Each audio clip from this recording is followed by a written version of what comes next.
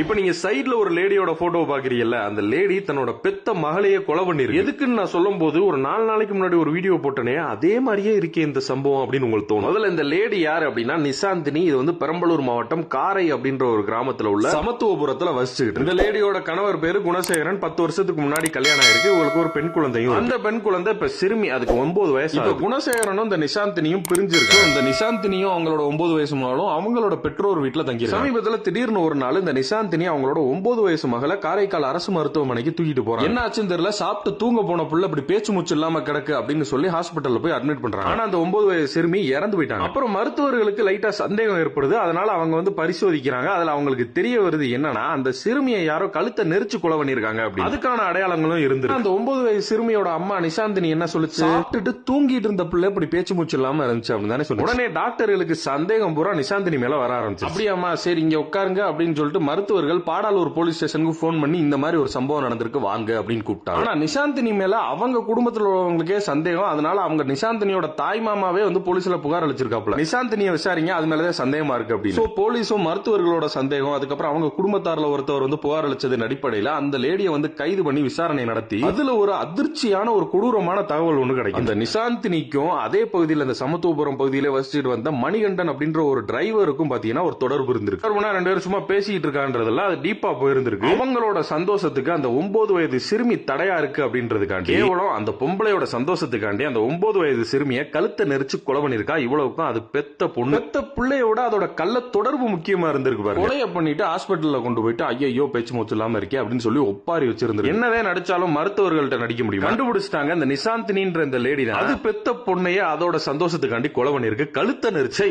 கேட்கிறப்பவே கேவலமா இருக்கு. கேட்கிறப்ப ஒரு 3 நாளைக்கு முன்னாடி ஒரு வீடியோ போட்டனே, சேலத்துல ஒரு பொம்பளை, அதாவது லலிதான்ற பொம்பளை அதோட 1.5 வயது குழந்தைய கொலை பண்ணுச்சு பாருங்க. அதோட திருமணத்தை தாண்டிய கள்ள உறவு அதே பேட்டர்ன்ல இல்ல இந்த ஒரு கொலையும். என்ன பிறவியோ விழுகலாம். சை.